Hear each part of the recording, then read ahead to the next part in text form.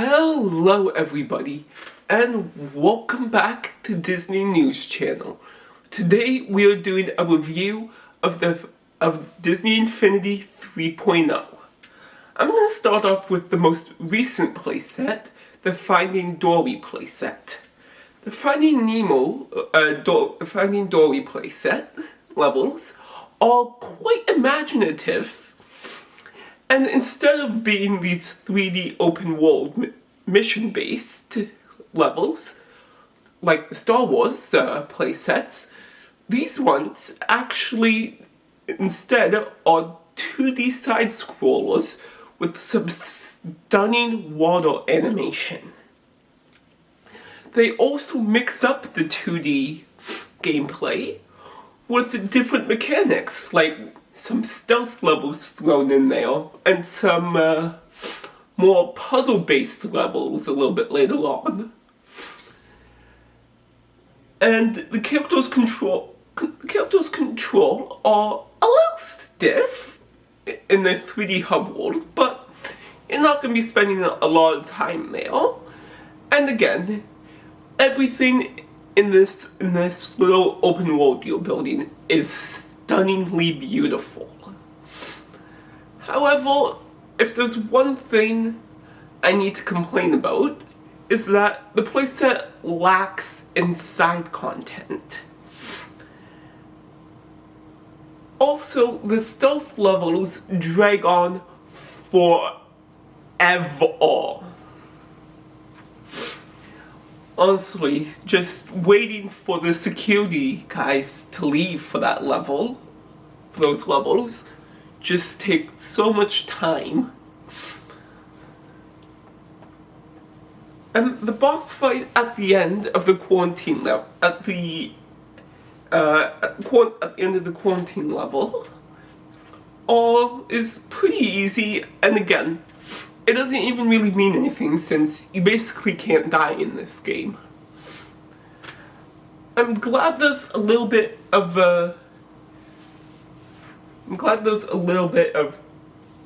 diversity. I'm glad there's a little bit of diversity in the levels.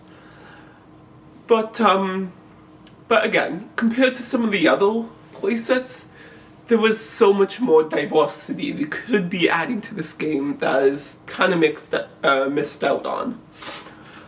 Turning to a second part of a location plays exactly the same with no different variations or different puzzles that make you think. Also, something else I found very interesting is that with the backgrounds, they are all exactly the same. And again, they do nothing to mix up the gameplay. Nemo and Dory play exactly the same in the story mode, and unlike the Star Wars game, where you need different characters for different things, making each character feel special, these characters, it doesn't really matter which character you play as, since they're both exactly the same. The touch pool levels are basically the same as the quarantine levels, but better since they don't drag as much. Honestly, I think they should have just got rid of the quarantine levels and replaced it with something completely different. Maybe they could have even added a few 3D levels in there, like the Inside Out playset. The items from the shop don't do anything to the hub world, but there still are a few that have some cool abilities. Like one of the items from the shop I loved playing around with was this toy you could get that makes the hub world turn to night, like the Monsters University playset in 1.0. There was no story reason for the last pipe level, but there were story reasons for why you go to all the other pipes, except for the last one, which is really, really weird to me, since they could have added some extra stakes in that level, but they miss out. Anywho, they don't really make it clear what is unexplored area and where you need to go sometimes. The best levels are the touch pool levels, since they are a lot more consistent with the hands than the stealth levels are with the stealth concept.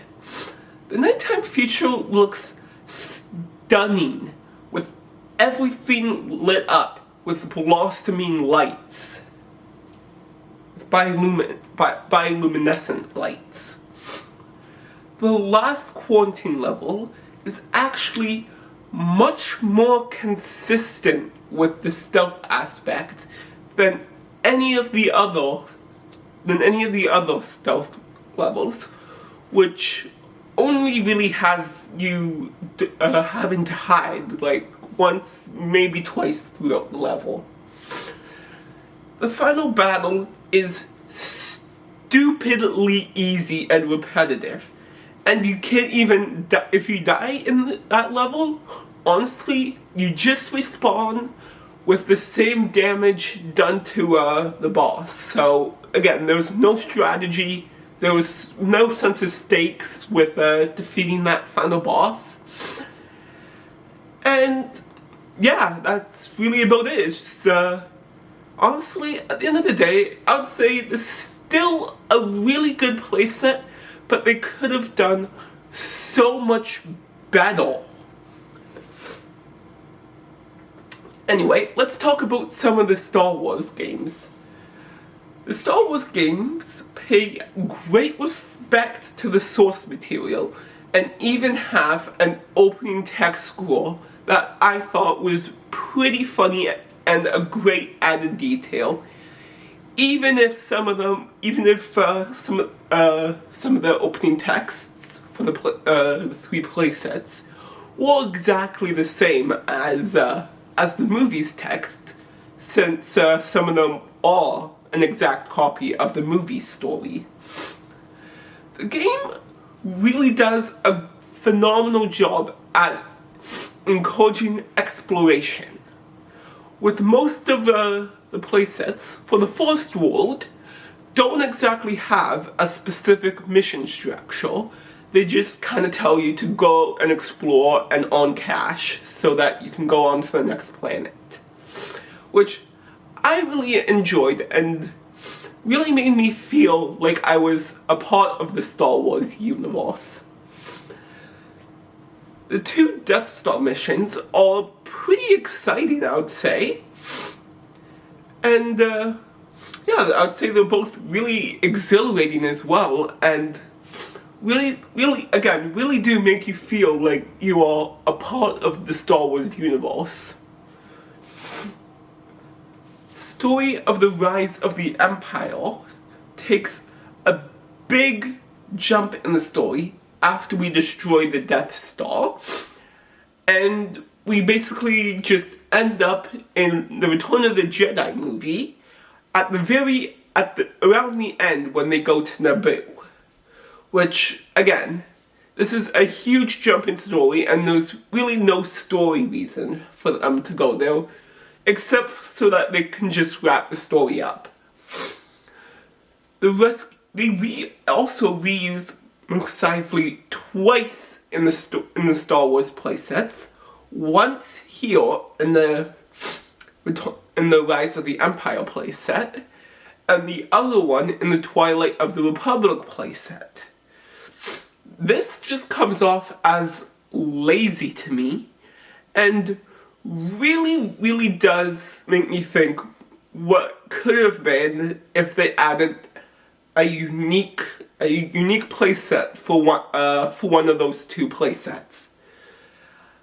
I wish the Rise Against the Empire missions had a bit more variety to them, since around, I'm gonna say, after you do the Death Star mission and you go to Hoth, a lot of the missions start getting a little repetitive, with most of the missions just being these basic timed missions. However, there was a really, really cool mission in the Rise Against the Empire playset where you got to fly in the AT-ATs and you got to like shoot the cables like they did in the Empire Strikes Back and take out the AT-AT walkers. That was a dream come true for me and brought back a great memory for me, playing Star Wars Battlefront with my brother, taking down those AT-ATs the same way on the Hoth map. The ending was a little anticlimactic, with the last level being really, really short, with it just including the boss fight with Darth Vader, and no build-up to it throughout the level.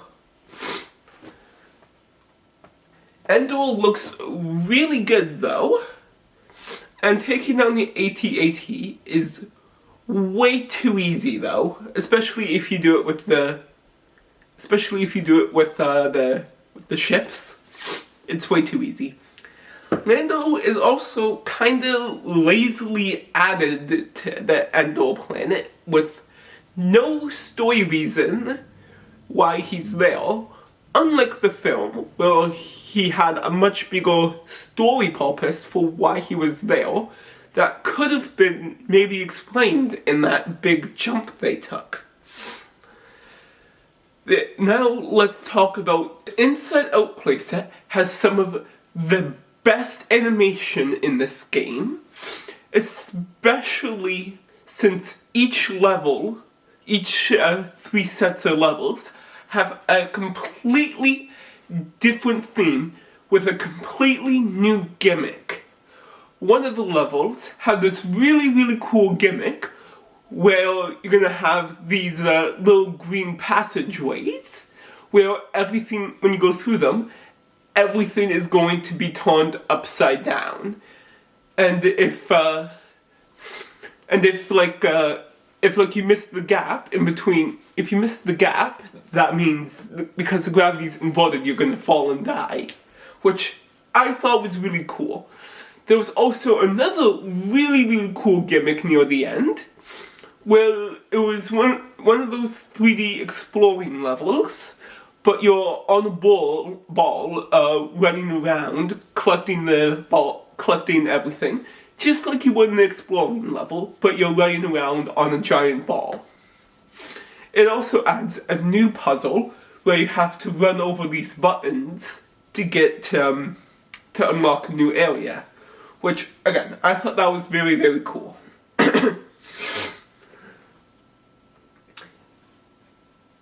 I'm a little disappointed, though, that the story kind of took a back seat after the first couple levels, and really wish they would have expanded on a few things since the ending cutscene right before the final battle really kind of just puts an end to the story, and I really think they could have set up the story, that ending better. And I also really think there was a lot of missed opportunity with the story. The Mind Matrix game is just a standard Candy Crush game. Nothing too special, but you only have to do it I think 3-4 times in the game, so it's not that big of a deal. The background music in some of the episodes is pretty good and really does match the imaginary and out there kind of feeling this playset is going for. I don't like, though, that when you die, you lose the idea bulb. It got to the point even where I just stopped collecting the idea bulbs because I just knew that there was no point in collecting them if I was just gonna die. The Inside Out playset does get a little old around the end, but that's when that new gimmick with the ball comes in, so kind of makes up for that. I do really like But now let's talk about the Force Awakens playset.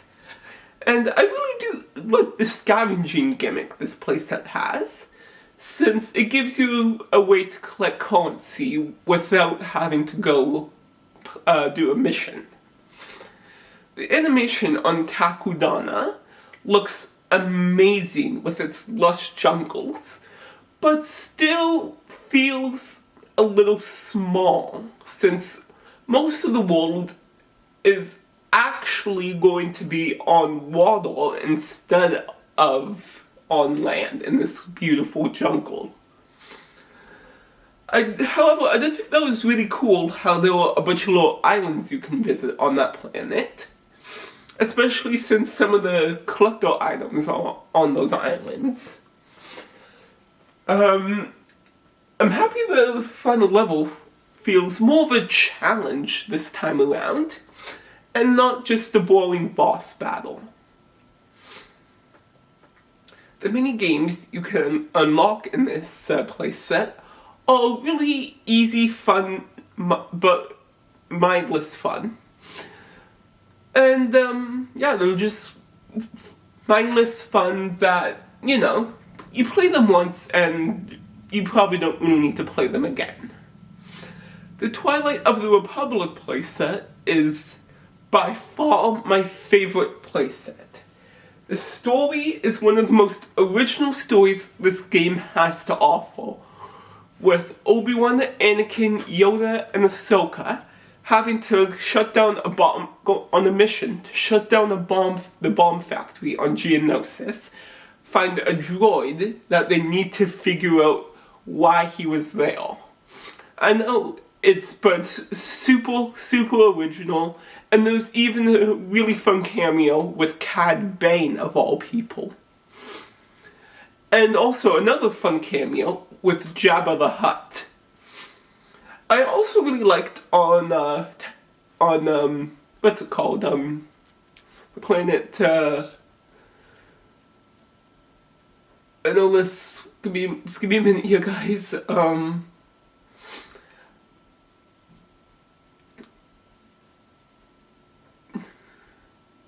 no, it's not Tatooine, Coruscant, that's it.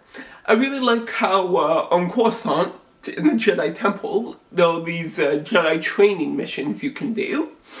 And honestly, these missions are really, really fun and get really chaotic later on.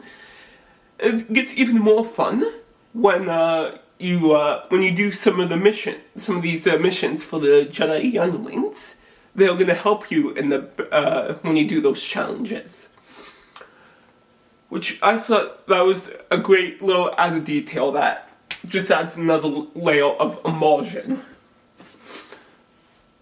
I also really liked how they added a racing mission on Tatooine from Jabba the Hutt, which just felt completely different and just completely out there. The boss battle with Darth Maul and General Grievous, however, is pathetically easy, but it makes you feel very overpowered with how easy it is, since all you have to do is dodge their attack, and then you can just go in and do some damage. In the end, I really like this game, and it really makes me sad that Disney Infinity was cancelled after this, because especially during the last few playsets that released, like the Finding Dory playset, it really, really seemed like they were starting to get the hang of this. But that's all for now, guys. Stay tuned for more videos coming soon,